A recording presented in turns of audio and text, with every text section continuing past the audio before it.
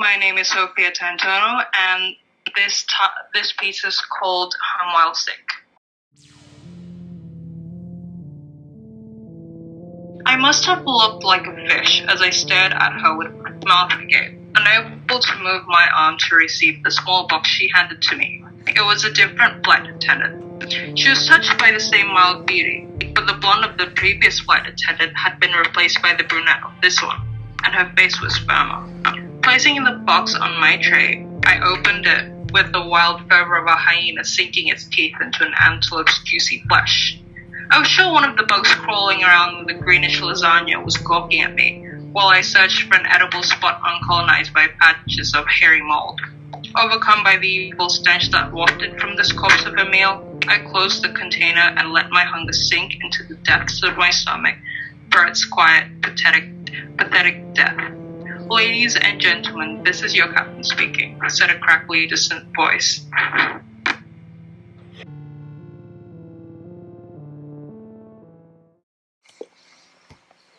So, I write fiction for two reasons, I guess. Like, one of them is to get my thoughts out. Like, sometimes I just see random things that inspire me, and I think, like, this is, I think that this is a story that should be told, and also I also try to raise awareness of things that I find important, like, for example, socio-political conditions and issues that are kind of pressing. But, like, not all my works are political. It's just that, like, it's a big motivator for me as in a lot of the work that I do.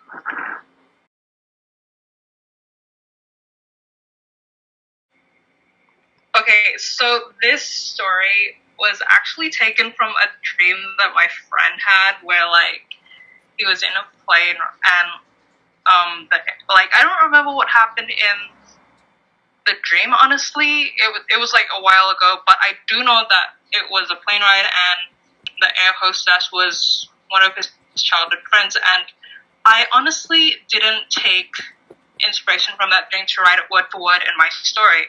I just used it as a base of sorts for this story, and I kind of wanted, but what I kept was like the kind of the dream logic of everything that was happening. Like if you read the story, it's very surreal and like things that don't really make a lot of, real world sense. Like they keep happening, and it's just very trippy. So I guess I just wanted to take whoever's reading my story and like that experience of kind of a Kafka-like situation, and it honestly doesn't really have a deeper layer to it. Like it's just a trippy story about like a weird plane ride.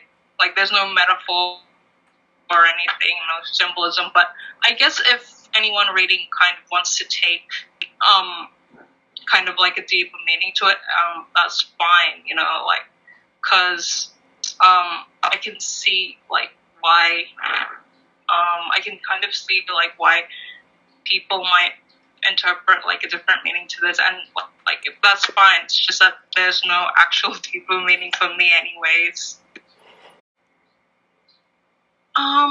It took me a day to write this story, actually, like a couple of, I don't really think it was an hour. I think it was less than that. But then, like, what I do after I write a story is that I usually kind of leave it to, I kind of leave it like a week and then edit again, but I don't think I had to do that much with this story. Like, it kind of just came out right on, like, the first go, which is not really that common for me, honestly.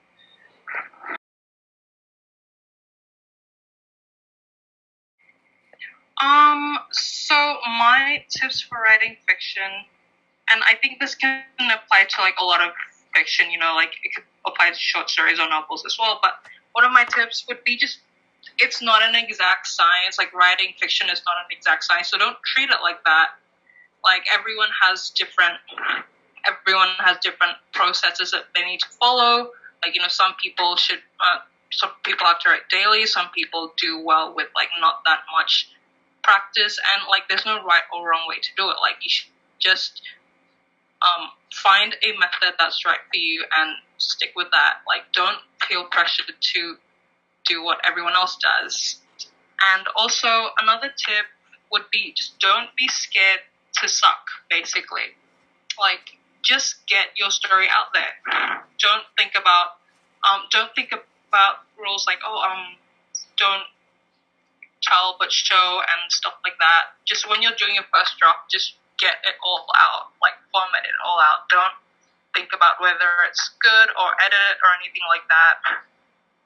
So that, because you can't edit if you haven't written anything, so you just need to get it all out first, and then like after you've waited a while, you can improve it and see what bits you should throw out and what to keep. And another piece of advice I'd say is honestly, don't if you've been kind of if you've kind of been hanging around like the writing side of the internet, you'd probably see a lot of those like Tumblr writing advice text post things, and honestly, just don't feel like you have to follow them, like, because there's a lot of tips that they give, like, for example, never write anything in a foreign language, or never use the word then. Like, if you read published books, you'll probably find at least one rule, like a so-called rule in those Tumblr writing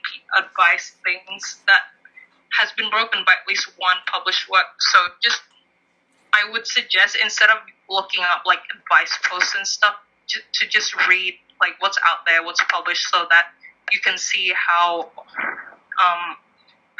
professional writers write, and then like you can kind of model your own writing on that. But then of course, when you go further, you'd have to find your own voice and structure things like how you would structure them yourself. But like, it's a good idea to kind of build off a template that already exists if you're a beginner.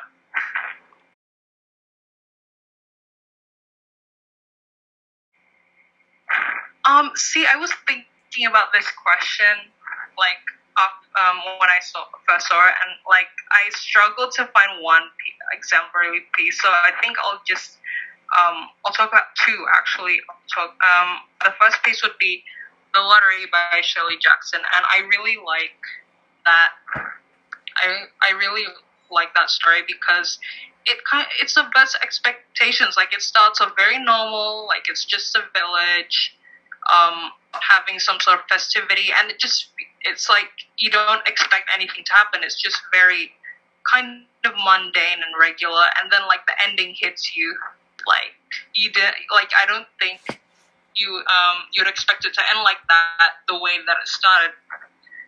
And also another piece would be The Landlady by Roald Dahl, and I like that story because it's haunting. Like, that's what I try to do in my work, you know, like I want to write pieces that stick with you. I want to write things that people just keep on thinking about, like, that people remember for ages, even after you've, like, not read a piece of mine for, like, a while. And honestly, the first time I read The Landlady, I've never stopped thinking about it since, you know, like, it's just such a crazy piece of fiction, and that I find that very exemplary because I want to pull off things like that. And I guess if you read a lot of my works, I kind of model myself on that kind of short fiction that like just like it hooks onto you and it doesn't let go because it's just so wild and unsettling. Yeah.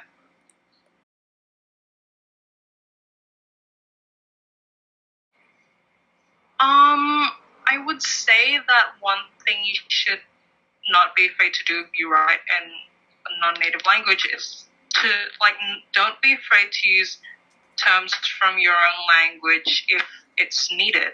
Like, obviously you shouldn't do that for everything. Like, you shouldn't use a term from your language for every single word because then it wouldn't be in English. But like, if you're writing about stuff inspired by another country, or like if you don't live in an Anglophone country and you're writing about issues in your home country, you probably have to use some local phrases because like not everything has a direct English translation. So I would say while you shouldn't do it too much, you should also accept that like not everything can be translated into English. So, for example, when I write stuff about Indonesia, sometimes I do use local terms because, well, the context calls for that. But obviously, you should exercise discretion when you do this, so that like your story doesn't become too incomprehensible. But then like also, if you want to experiment in language, that's okay too. You should just do it with a purpose and like not because you don't know the English terms for it. And another tip I would give is put the story before the grammar and syntax and all that. Like just again, like this is related to the piece of advice I gave before in the last question, but just get it all out. Like it doesn't matter if the grammar sucks. It doesn't matter if your spelling is wonky. Like just type up the story and you can proofread later, but if you don't write, then you'll never be able to proofread. So don't worry about that stuff too much. Like don't let your perceived kind of inability to write in English like stop you from doing so, or any other language really. But yeah, don't let the grammar and like all those other rules of language get in the way of your creativity and desire to tell a story. That's kind of all I would say for writing in a non-native language.